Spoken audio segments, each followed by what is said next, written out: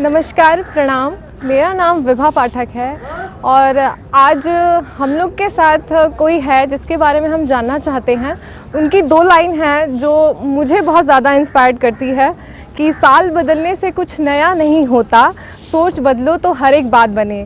इसी के साथ हम बात करते हैं और स्वागत करते हैं ऋचा अनिरुद्ध मैम का। मैम, स्वागत है आपका बहुत बहुत। मैम, आप यहाँ पे आई हैं, आपने एक साक्षात्कार किया हुआ है, तो एक ये सोनिया विहार स्पोर्ट्स क्लब, ये जो वेन्यू है, ये सेलेक्ट करने का आपका पर्पस क्या है? एक्चुअली हम लोग जितेंद्र सिंह शंटी जी, उनको दिल्ली में लगभग मुझे लगता है सभी लोग जानते हैं। बहुत ही क्या बोलूँ, बहुत इंस्पिरेशनल एक कहानी है कि वो लावारिस लाशों का, गरीबों का, जो लोग अंतिम संस्कार नहीं कर पाते उनके अंतिम संस्कार का जिम्मा उठाते हैं। कोरोना के टाइम उन्होंने बहुत काम किया, तो उनका इंटरव्यू मुझे करना था। तो मुझे लगा कि इंडोर बैठ के तो करना अच्छा नहीं लगेगा। फिर ये हुआ कि कहीं अंतिम संस्कार के वाले किसी घाट पर कहीं जाना भी नहीं हो पाएगा इस समय कोरोना का इतना। तो मैं बहुत सोच रही थी कि कहीं पीसफुल कोई जगह मिल जाए जहाँ पर हो सके। 2019 में हम लोग बिग FM के लिए कुछ एक शूट कर रहे थे गाना, तब करने आए थे। मुझे पता नहीं किसने जगह ये ढूंढी थी, बट मुझे तभी बहुत अच्छी लगी थी और तब से मेरे मन में था कि कभी कोई बहुत पीसफुल जगह पर बैठकर इंटरव्यू करना होगा तो यहाँ आऊँगी।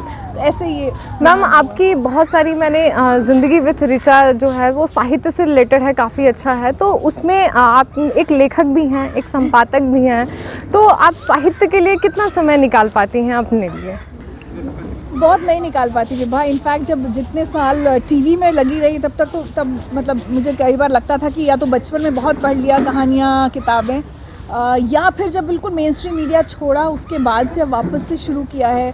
और लिखने का सच कभी कुछ थॉट होता है तो अचानक, जैसे निर्भया के टाइम पे कुछ 8-10 लाइनें लिखी थी, या कभी कोई विवाद हो जाता है, या अभी बीच में मुझे याद है एक दिन सोशल मीडिया पर के ऊपर लिखा था कि हर कोई एक दूसरे से लड़ने के लिए तैयार रहता है। भाई, मेरी एक ओपिनियन हो सकती है, आपकी एक ओपिनियन हो सकती है, इसके लिए ज़रूरी नहीं कि हम अपनी दोस्ती तोड़ दें या रिश्ता तोड़ दें, या आप सही और मैं गलत, ये तय कौन करेगा।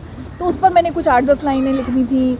तो ये नए साल वाला जो आपने पढ़ा, ये मैंने वीडियो इस साल बनाया है, लेकिन ये 2-3 साल पहले मुझे याद है, शायद 17 का जब न्यू ईयर हुआ था, 17 से 18 में हम आए थे, तब लिखी थी। तो रैंडमली कभी कुछ लिख लेती हूँ अपने बस फ़ोन खोल कर। मैम, जो आपका टॉक शो है ज़िंदगी विथ ऋचा, उसमें आप जो अतिथियों का चयन करती हैं, वो आपके मन में कहाँ से ऐसे ख्यालात आते हैं? एक्चुअली ज़िंदगी विथ ऋचा एक तरह से कह सकते हैं आप, एक डिजिटल कंटिन्यूएशन है ज़िंदगी लाइव का। तो हमने 6-7 साल IBN 7 पर किया, और उसमें हमेशा एक हमारा बिल्कुल क्लियर रहता था कि कोई भी ऐसा व्यक्ति जिसकी कहानी में कहीं ना कहीं, मतलब चाहे वो सेलिब्रिटी भी क्यों ना हो, लेकिन कहीं ना कहीं कोई संघर्ष, एक आम आदमी वाली कहानी, कोई ऐसी कहानी जिससे आम आदमी इंस्पायर हो सके। एक लड़की ये सोच सके कि अगर वो लड़की कर सकती है, वो IAS बन सकती है, या वो डोमेस्टिक वायलेंस के खिलाफ खड़े होकर अपने घर से निकल सकती है, या वो चाइल्ड अब्यूज़ से वो व्यक्ति लड़ सकता है, तो हम क्यों नहीं। तो आप कोई भी कहानी उठाकर हमारी देख लीजिए, चाहे सेलिब्रिटीज़ आए हों, चाहे आम लोग, या फिर हमारे जैसे नायक कि जो समाज सेवा कर रहे हैं। तो मेरी कुछ बिल्कुल क्लियर प्लेलिस्ट है ज़िंदगी विथ ऋचा में। एक है दिल से इज़ अबाउट सेलिब्रिटीज़, जो बहुत दिल से बात, अभी हमने हाल में विद्या बालन का इंटरव्यू डाला और लोगों को बहुत पसंद आ रहा है, क्योंकि बहुत उसमें आप बिलीव नहीं करेंगे, मैंने शायद 2 घंटे की कॉन्वर्सेशन में फिल्मों की तो बात ही मतलब बहुत कम, परिणीता या 1-2 चीज़ें बात हुई।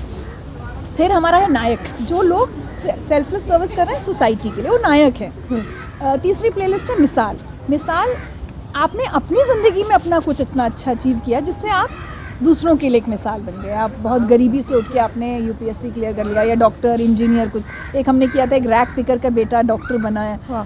तो इस तरह की कहानियाँ हम लोग करते हैं। और एक है आप बीती इज़ अबाउट योर स्टोरी। तो कोई कैंसर सर्वाइवर की अगर कहानी है, या किसी के भाई की रोड रेज में या जुवेनाइल ड्राइविंग की वजह से किसी की जान चली गई, तो उस तरह की कहानियाँ जहाँ लोग अभी भी संघर्ष चल रहा है और हमें नहीं पता वो जीतेंगे या नहीं जीतेंगे, लेकिन वो संघर्ष हमारे आपके जीवन में कहीं, तो उसके ज़रिए हम एक मुद्दा उठाते हैं। हमने जुवेनाइल ड्राइविंग पर बहुत उठाया कि क्यों दिल्ली में खासकर ज़्यादा है, बड़े शहरों में, कि पैसे वाले लोग अपने बच्चों को बड़ी बड़ी गाड़ियों की चाबी दे देते हैं, वो बच्चा किसी की जान ले लेता है और आप फिर अपने बच्चे को बचा लेते हैं जुवेनाइल कहने के नाम पे। तो ये मेरी 4-5 प्लेलिस्ट हैं। अभी हमने लॉकडाउन में बहुत काम किया, लॉकडाउन लेटर्स करके हमने लोगों से कहा, भाई किसी को खत लिखना चाहते हैं भेजिए, अच्छा लगेगा तो मैं पढ़ूंगी। तो बहुत सारे चिट्ठियाँ, आप सोचिए किसी माँ ने अपनी 2 या 3 साल की बच्ची के लिए लिखा कि तुम जब बड़ी होगी तो तुम ये देखोगी। किसी ने अपने पिता के लिए, जिस पिता ने छोड़ दिया उसको, किसी ने, मतलब माँ को, हर टीचर्स को लोगों ने लॉकडाउन में इतना याद किया। बड़े खूबसूरत खत आए हमारे पास, तो वो मैंने पढ़े। तो ऐसे कुछ कुछ करते रहते हैं। आजकल हमने एक नई प्लेलिस्ट शुरू की है, वो अगर आप ज़रूर देखेंगे। आपने कहा आप यूपीएससी की तैयारी कर रहे जी हैं। बिल्कुल मैम। तो इट्स अ बेड टाइम, अगर बेड टाइम ही सही है, हमने ज़ेन स्टोरीज डालनी शुरू की हैं। और उसमें एक छोटी सी ज़ेन कहानी होती है और मेडिटेशन है 5-7 मिनट का। तो 15-20 मिनट का वीडियो होता है, बट मुझे लगता है उतना तो हम पूरा एक दिन के बाद अपने लिए निकाल सकते हैं। बिल्कुल। नींद अच्छी आएगी। हाँ बिल्कुल मैम। एक आखिरी सवाल ये है कि ये जो मतलब अपनी जो ये स्पोर्ट्स क्लब है, यहाँ पे बहुत राष्ट्रीय और अंतर्राष्ट्रीय स्तर पे खिलाड़ियों का चयन हुआ है, तो उनके लिए, और ये बहुत लोअर क्लास मिडिल क्लास से बच्चे उठ के आ रहे हैं जो भागीदार ले रहे हैं, इनके लिए कोई एक स्पेशल मैसेज आपकी तरफ से हो? मैं एक्चुअली पहले बताऊँ विभा, मैं चाह रही हूँ बच्चों के साथ एक दिन आके शूट करना। वाह, मुझे मैम। मतलब मैं चाहूँगी कि ज़िंदगी विद ऋचा के माध्यम से अगर इनकी कोई कहानी हम दुनिया तक पहुँचा सकें, तो वो मुझे लगता है कि मैं पहले सबसे पर्सनली, आज तो चलो एक तस्वीर खिंच गई, 5 मिनट मिले, but I really want to come and meet them personally, spend some time with them. थोड़ा ये ठंड का मुझे आज तो मतलब बहुत ठंड लग गई, बट फिर मैं इनके बारे में हम दोबारा मिल सकते हैं, हम ऐसा कह सकते हैं। मिलेंगे और इनकी कहानी हम दुनिया तक पहुँचाने की। ठीक है, बहुत बहुत धन्यवाद मैम। और मैम आपके शो के लिए 1-2 लाइन है कि अभी कहाँ आराम बदा, ये मुख निमंत्रण छलना है, अभी तो हमको मीलों आगे चलना है। बहुत बहुत शुक्रिया। ये हमारी बातचीत हुई है ऋचा अनिरुद्ध मैम जी से, और आगे भी हमारे साथ मैम जुड़ी रहेंगी। धन्यवाद, प्रणाम।